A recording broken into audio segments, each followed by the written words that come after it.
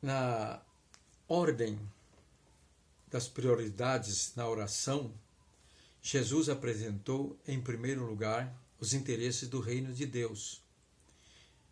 Depois, a observância da vontade de Deus, porque a nossa oração, para ser atendida por Ele, tem que ser feita em harmonia com a sua vontade, não de maneira egoísta. E agora ele continua falando sobre as necessidades humanas, o que é necessário para a nossa sobrevivência. Ele diz lá em Mateus 6, versículo 11, o pão nosso de cada dia nos dá hoje, segundo aqui a Bíblia Nova Almeida Atualizada. O pão nosso de cada dia nos dá hoje. Pão aqui não significa o alimento em si, é uma expressão de sentido amplo. Fala de todo o sustento da nossa vida. E Paulo diz lá em 1 Timóteo, capítulo 6, versículo 8, que tendo sustento e com que nos vestir, vivamos contente. Em Isaías, capítulo 1, versículo 19, o Senhor diz através do profeta, se vocês quiserem e me ouvirem, comerão melhor dessa terra. Então aqui está falando de pão, é o sustento,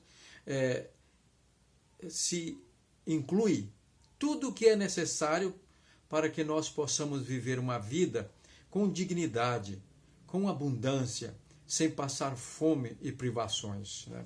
Então, o pão nosso de cada dia. A expressão de cada dia, depois ele termina, dá-nos hoje. Cada dia significa que nós devemos orar, não é errado orar, vamos dizer assim, pelo amanhã, para Deus prover, garantir o nosso sustento, nosso provimento para o futuro. Devemos orar para que Ele dê estabilidade na situação econômica da nossa nação, do nosso país, para que possamos ter nosso emprego garantido, né? Orar para que Deus possa manter a regularidade das estações, para que haja colheitas normais, abundantes, porque assim, havendo essa normalidade, então tudo ocorrerá bem, haverá abundância e assim não haverá pobreza, necessidade. O pão nosso de cada dia. Mas é interessante observarmos aqui que ele diz, o pão nosso de cada dia nos dá hoje, né? Isso significa que hoje nós devemos viver sem ansiedade, sem preocupação, né? Nós vemos aí que Jesus disse lá em Mateus 6, versículo 25 a 34, o seguinte, não andem ansiosos quanto ao dia de amanhã, sobre o que vocês devem comer, beber ou vestir, né?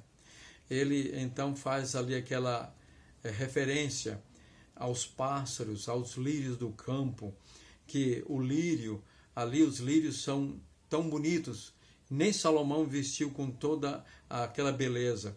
E esses lírios hoje existem, amanhã estão secos e são transformados em cinza pelo fogo. E quanto ao nosso sustento, ele disse, olhem os pássaros, eles não plantam, não colhem, não ajuntam em depósitos, mas Deus cuida deles. E vocês valem muito mais do que os pássaros. Então é nessa questão aqui que nós devemos entender o pão nosso de cada dia. Nos dá hoje, né? Devemos viver um dia de cada vez sem ansiedade. Porque Deus, quando nos criou o ser humano lá no Jardim do Éden, Ele providenciou todo o sustento ali. O ser humano não precisaria trabalhar de maneira fatigante para ter o seu sustento. O trabalho era apenas de manutenção do jardim para o sustento deles, né?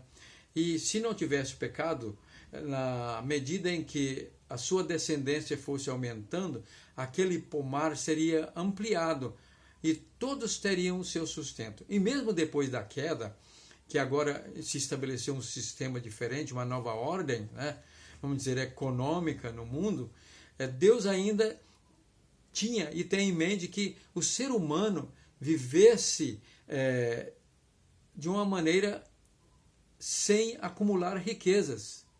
É que cada família produzisse o suficiente para o seu sustento. Assim não haveria excedente. Logo, não haveria para quem vender e nem quem comprasse.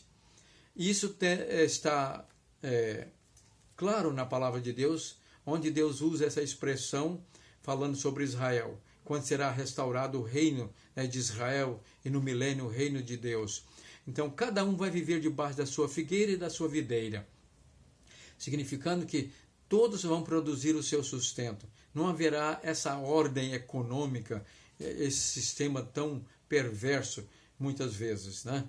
Então, isso não significa que Deus não possa abençoar e dar riquezas. Mas não era plano de Deus o homem acumular riqueza. Mas entre o ruim e o menos ruim, né, que nós temos hoje, essa é a escolha. O ruim é esse sistema. E o menos ruim é esse sistema perverso, explorador, né? Vamos dizer assim, um capitalismo selvagem.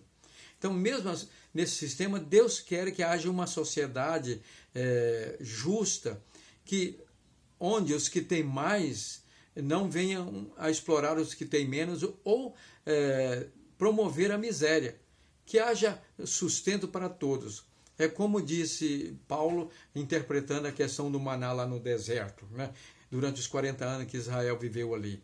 Então ele diz, quem colheu muito não teve com sobra, quem colheu pouco não teve falta, porque eles reuniam todos os dias de manhã, colhiam o maná e juntavam lá num lugar e depois faziam a distribuição, segundo a medida para cada pessoa.